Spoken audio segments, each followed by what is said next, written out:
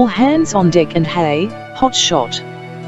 The USS Theodore Roosevelt, a $4.5 billion warship, measuring 20 stories high, has rolled up the gangplank and cast out to sea. The intended destination for the crew of what has been estimated to be around 4,800 was the military exercise Cobra Gold in Thailand, but would later follow on orders to dispatch to Da Nang, Vietnam. The voyage began aboard a ship that was built to accommodate a total complement of 3,200 sailors, in addition to an air wing of 2,480, for a total crew of 5,680, providing at least an excess of 880 berths. Finds at its helm Captain Brett Elliott Crozier, born the 24th of February, 1970 in Santa Rosa, California, just north of San Francisco, in the Napa Valley, in California's 5th Congressional District, currently served in Congress by Democrat Congressman Mike Thompson, who was first elected in 1998.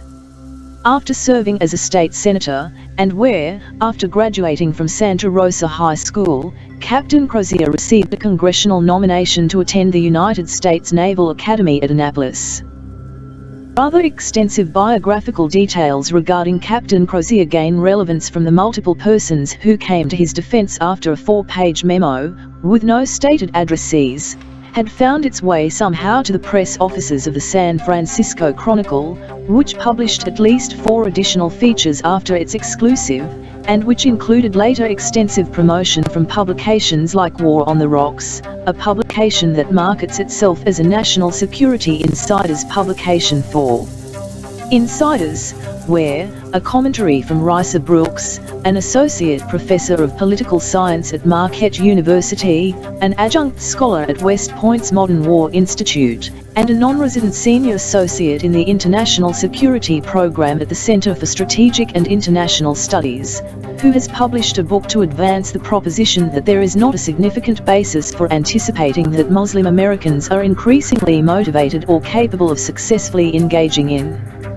lethal terrorist attacks in the United States, had claimed, in a story featuring a large photograph of the president greeting West Point graduates, that it is not the actions of Captain Crozier, but rather the undue influence of politicization upon the military that had blown his conduct out of proportion.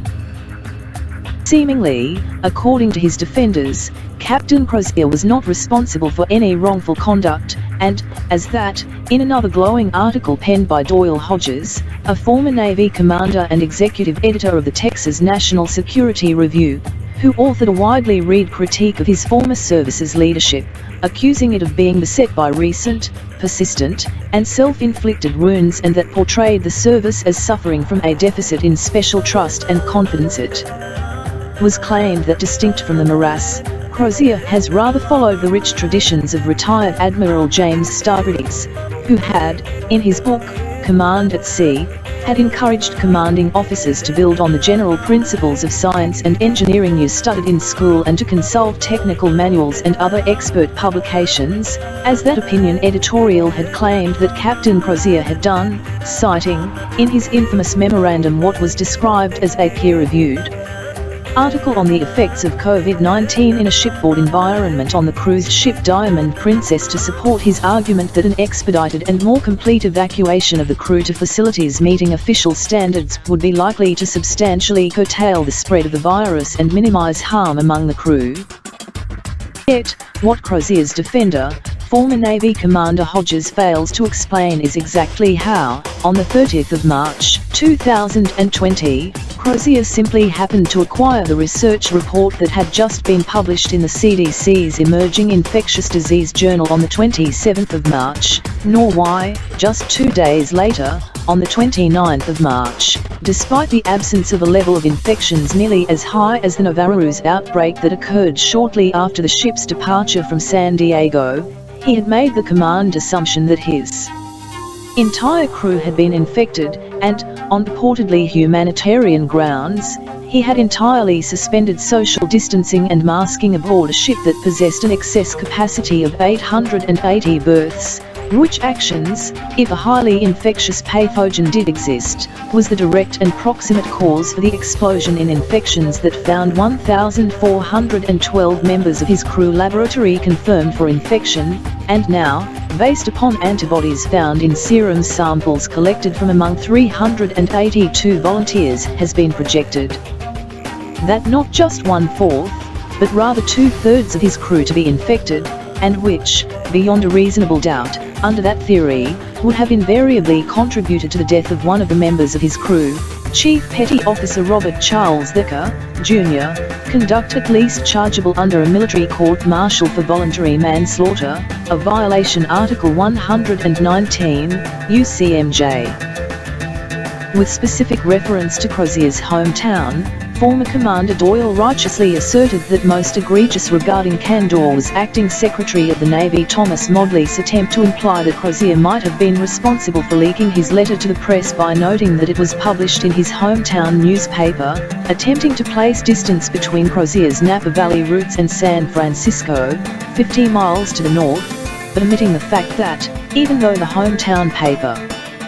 for Santa Rosa is the Democrat, a local newspaper, the predominant national newspaper in Santa Rosa is the San Francisco Chronicle, the newspaper that somehow acquired access to the 4-page memo in which Crozier explicitly states that this will require a political solution, but it is the right thing to do, as reported by The Atlantic.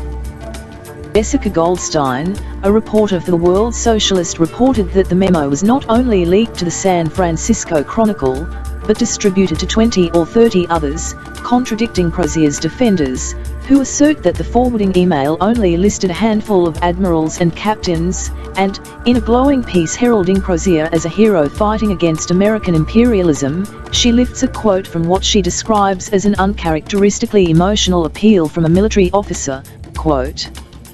"Keeping over 4,000 young men and women on board the TR is an unnecessary risk and breaks faith with those sailors entrusted to our care." Unquote.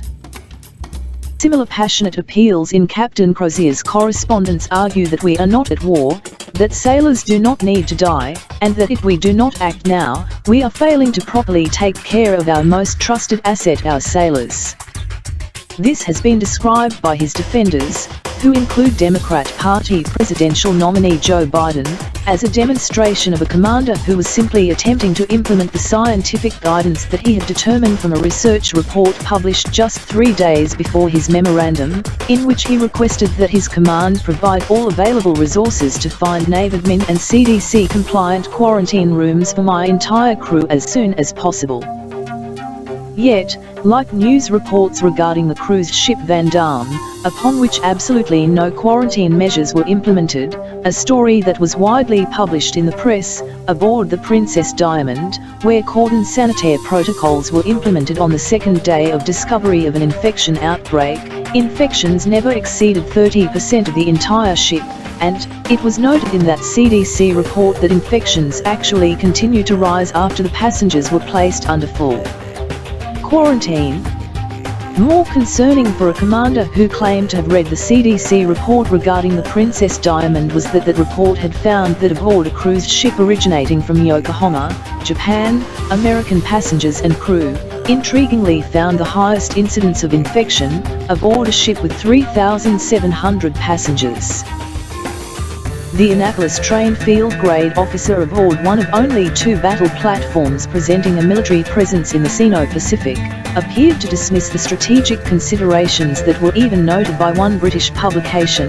the Daily Mail, specifically granting a free hand for sea dominance to the People's Liberation Navy for the People's Republic of China, a nation that had just launched its second aircraft carrier in December, and both far inferior to the power of a Nimitz-class aircraft carrier. Crozier stated passionately to his superiors that we are failing to properly take care of our most trusted asset, our sailors, and that they were taking an unnecessary risk, but somehow dismissing the fact that he was in command of a ship with an excess capacity of empty berths, in correspondence in which he could only estimate that he had over 4,000 crew, while even press accounts by the Washington Post quoted an exact figure of 4,574. It is of note that the largest study regarding COVID-19 had been completed on the 24th of February, and that report could not conclude that an infectious disease existed, and a commander relying upon the science would have been aware of that fact. A commander aware of the science would have known that that report, published on the 24th of February, had not only concluded that the most vulnerable population that might be at high risk of death described not even one member of his crew, who were neither elderly nor infirm, but rather young and fit. A commander aware of the science would have further known that, according to that the 24th of February report, the largest comprehensive study to that date, approximately 80% of laboratory-confirmed patients had mild to moderate disease, which includes non-pneumonia and pneumonia cases, which science suggests a far less dire situation than described by Captain Crozier, where his entire crew was alleged to be in apprehension of grave bodily harm or death, requiring retreat from the Pacific and yielding dominance of the seas, at a time of increasing international tensions. Captain Crozier's emotional appeal presents not just an aberration from what was pejoratively described by his defenders as the typical military officer, but also provides a stark contrast from an officer who began, after graduation from Annapolis, as an aviator assigned as a Sikorsky Su-60 Seahawk pilot, and who, in that assignment at Barbers Point, Hawaii, had in support of Operation Southern Watch in the Persian Gulf, who had shifted to flying the FA-18 Hornet, and deployed with the USS Nimitz in support of Operation Iraqi Freedom, who had attended the Naval War College, and earned a master's degree in National Security and Strategic Studies, who had thereafter completed multiple deployments for US 3rd, 5th, and 7th Fleet operations, who had led his squadron on expeditionary deployments with Marine Aircraft Group 12 based out of Marine Corps Air Station Iwakuni, Japan, to support Pacific operations and the global war on terror, and who had completed the Naval